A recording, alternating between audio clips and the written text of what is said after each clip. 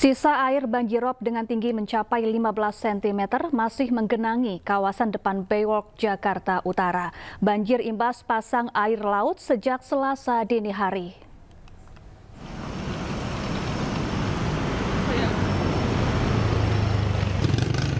Pagi tadi, air masih menggenangi kawasan Baywalk, Pulut Karangayu, Jakarta Utara dengan ketinggian mencapai 15 cm. Terpantau, banjir terjadi sejak Selasa dini hari, diduga akibat imbas pasang air laut. Akibat air sisa banjir, ruas jalan terutama di depan Baywalk Jakarta Utara masih tergenang. Sehingga sejumlah kendaraan harus berhati-hati saat melintas. Bahkan tak sedikit pengendara motor memilih untuk putar balik.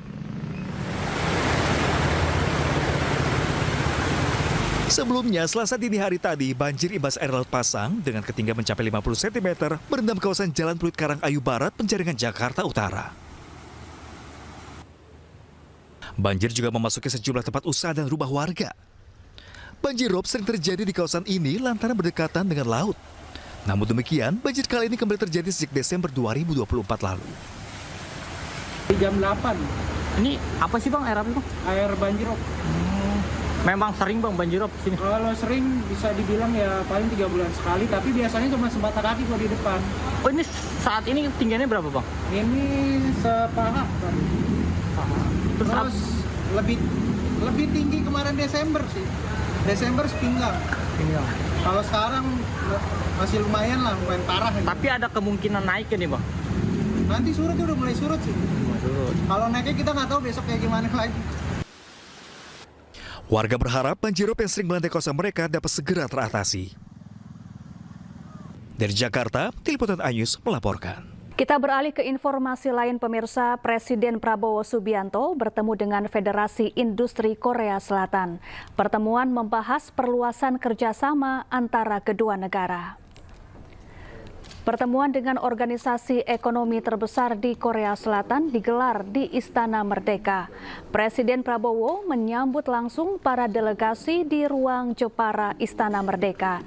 Dalam pertemuan ini, Presiden Prabowo didampingi Wakil Presiden Gibran Rakabuming Raka dan Menteri Koordinator Bidang Perekonomian Airlangga Hartarto. Tak ketinggalan Menteri Investasi dan Hilirisasi sekaligus CEO Danantara Rosan Ruslani ikut hadir dalam pertemuan.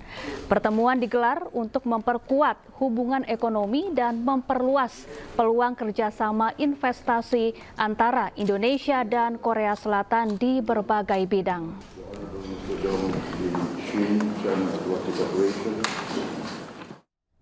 Sementara dalam menyikapi kondisi ekonomi global, Presiden Prabowo Subianto memastikan pintu negosiasi dengan negara lain terus terbuka. Namun Prabowo tekankan Indonesia tidak akan mengemis kepada negara lain. Kita dihantam tarif berapapun, kita akan berunding, akan negosiasi. Kita hormati, tapi kita percaya kepada kekuatan kita sendiri, saudara sekalian. Kalaupun mereka tidak membuka pasar mereka kepada kita, kita akan survive. Kita akan tambah kuat. Kita akan berdiri di atas kaki kita sendiri. Kita tidak akan pernah menyerah. Kita tidak akan pernah berlutut. Kita tidak akan pernah mengemis. Kita tidak akan pernah minta kasihan orang lain. Tidak perlu dikasihani. Bangsa Indonesia tidak perlu dikasihani. Presiden Prabowo Subianto memerintahkan pimpinan Danantara mengevaluasi seluruh direksi BUMN. Menurut Presiden, direksi BUMN yang malas-malasan dan tidak berprestasi harus segera diganti.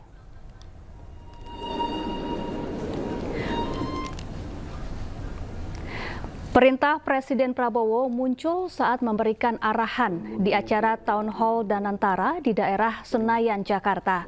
Arahan berlangsung tertutup dan tidak bisa diliput media karena Presiden mengaku banyak menegur direksi BUMN yang hadir.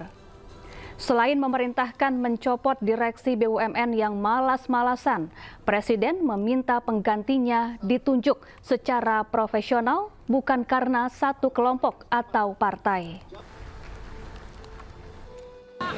Ya, jadi tadi saya menyampaikan bahwa Danantara ini adalah kekayaan bangsa Indonesia. Harus dikelola dengan sebaik-baiknya, dijaga, dirawat dengan sistem yang transparan dan sangat ketat. Karena ini adalah kekayaan yang luar biasa dan bisa mendorong kebangkitan kita. Kita kelola dengan baik, kita hitung aset-aset kita, ternyata kita kaya. Mungkin sebentar lagi kekayaan Danantara akan tembus 1 triliun US$. Dan kalau dikelola dengan baik, ini bisa menghasilkan dana yang besar untuk bangsa kita. Itu pendekatan saya seperti itu. Saya minta atas nama bangsa dan rakyat, saya minta semua direksi berbuat yang terbaik. Tinggalkan praktek-praktek zaman dulu mungkin yang kurang efisien, atau ada praktek-praktek yang nggak benar, harus ditinggalkan. Dan saya serahkan kepada manajemen untuk mengevaluasi semua direksi, dievaluasi kinerjanya dan wataknya, akhlaknya, dan prestasinya. Kalau dia tidak berprestasi, kalau dia malas-malesan, kalau dia lakukan praktek-praktek yang nggak benar, menyalahgunakan wewenang, menyalahgunakan fasilitas, saya minta diganti. Yang baik dari bawah, dari dalam, kalau bisa dipromosikan. Kalau tidak, cari ahli yang baik. Tapi tidak boleh yang tidak profesional. Ya, saya bilang jangan memilih atas dasar suku, agama, ras, latar belakang, atau atas dasar partai politik. Tidak, ini. Pemirsa, TNI Angkatan Laut menunggak pembayaran BBM senilai triliunan rupiah. Namun Kepala Staf Angkatan Laut meminta agar dilakukan pemutihan atas tunggakan tersebut agar tidak mengganggu operasional TNI Angkatan Laut.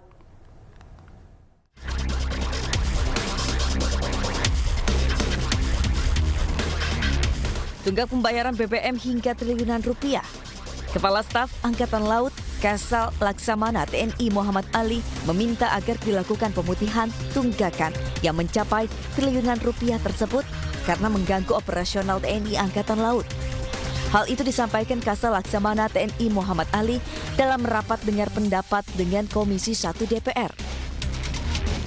Ia mengaku bahwa saat ini TNI Angkatan Laut masih memiliki tunggakan sebesar 2,25 triliun rupiah dari konsumsi BBM ke Pertamina dan saat ini sudah harus membayar lagi tagihan sebesar 3,2 triliun rupiah.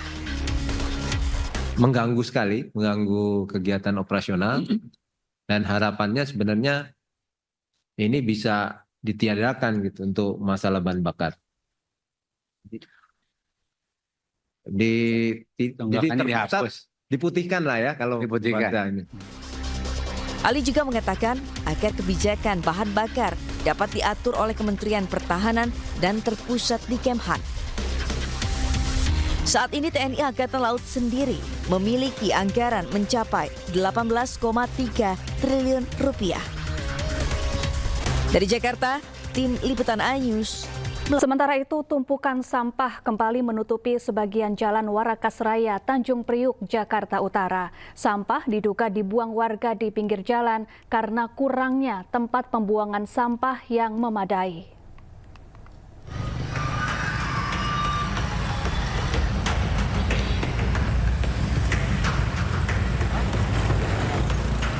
Tumpukan sampah menutupi separuh jalan Warakas Raya, Tanjung Priuk, Jakarta Utara. Sampah yang menggunung ini didominasi sampah rumah tangga yang sengaja dibuang warga. Warga mengaku terpaksa membuang sampah di pinggir jalan karena kurangnya tempat pembuangan sampah yang memadai. Sampah-sampah ini mengganggu pengguna jalan dan berbahaya bagi kesehatan warga. Ya mengganggu sih, mengganggu aktivitas orang lalu lalang lewat jalan, karena penyempitan jalan juga kan. Petugas kebersihan setempat mengaku biasanya tumpukan sampah sudah terangkut sejak dini hari. Namun pada Senin kemarin, alat pengeruk dan truk pengangkut sampah terlambat tiba di lokasi. Ya gimana ya, masih habis. Kita di sini satu-satunya titik lokasi Warakas yang ada, karena lokasi yang lain tidak ada. Cuman kita jam buangnya sudah berkoordinasi dengan kelurahan, jadi setiap jam 5 kita ambil, selesai minimal jam 8, jam 9. Dalam satu hari, petugas bisa mengangkut 7 meter kubik sampah atau sekitar 1 truk sampah ukuran besar. Petugas berharap masyarakat lebih sadar untuk tidak membuang sampah sembarangan dan memilah serta mengelola sampah di rumah. Dari Jakarta, Rizky Falufi, iNews melaporkan.